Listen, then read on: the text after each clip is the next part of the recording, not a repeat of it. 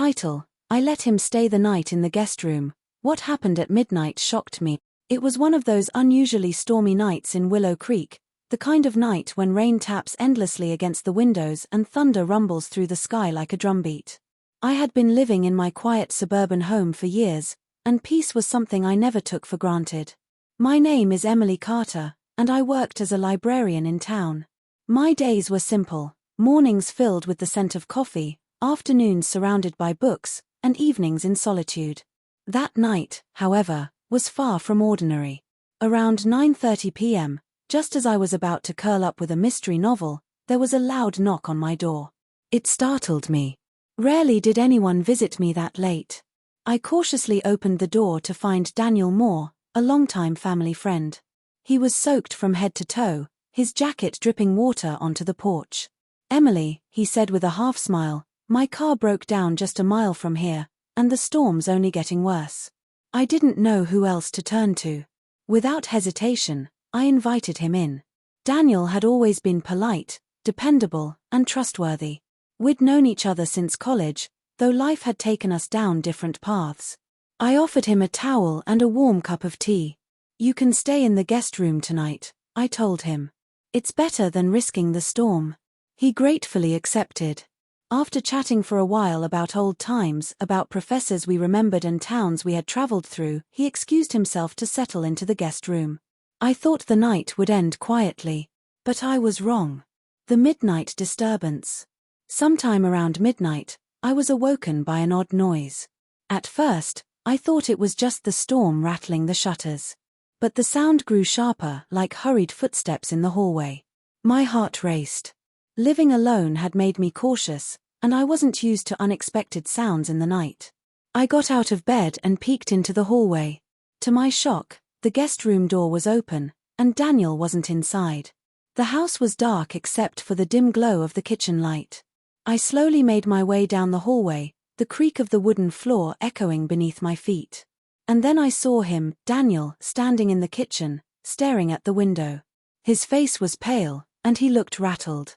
"Daniel," I whispered. He turned toward me, his eyes wide. "Emily, I swear I just saw someone outside." The words sent chills down my spine. We both stood there in silence for a moment, the storm pounding against the glass. Daniel insisted he'd seen a shadow pass by, and though I wanted to dismiss it as his imagination, something about the seriousness in his voice made me uneasy. I grabbed the phone to call the local police, but before I could, there was another knock at the door, loud, forceful, and unexpected.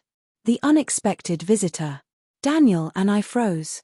Who would come to my house at this hour, during a storm? We cautiously approached the door together. I flicked on the porch light, and to my relief, it was Mr. Thompson, my elderly neighbor. "Emily," he said, his raincoat clinging to him, "I hate to bother you so late, but I thought I should warn you. There's been a string of break-ins tonight around the neighborhood. The police just left my place." My heart sank. Daniel exchanged a look with me, his midnight sighting suddenly didn't feel like imagination. I thanked Mr. Thompson and assured him we'd be careful. After he left, Daniel insisted we check the locks on all the doors and windows. I was grateful he was there. The thought of being alone during that night was overwhelming. What truly shocked me. Hours later, after we'd double-checked the house, we sat in the living room waiting for the storm to calm. That was when Daniel admitted something that shocked me, not about the break-ins, but about his own life. He told me he had been struggling for months, both personally and financially. His car trouble wasn't just bad luck, it was because he couldn't afford repairs he had been putting off. He had been embarrassed to tell anyone, but when the storm hit and he was stranded, he realized he had no choice but to turn to me. I was stunned. Daniel had always seemed so strong, confident, and put together.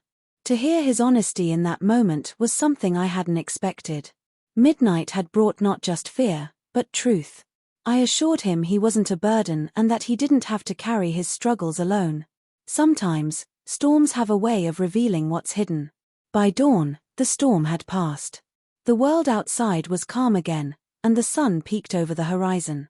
The break-ins never reached my street, and Daniel's car was later towed and repaired with a little help from me. But what remained unforgettable was that night, the sound in the hallway, the shadow in the storm, and the confession that changed the way I saw my old friend. It taught me something important. Sometimes the real shock isn't from the danger outside, it's from discovering the battles people fight silently inside.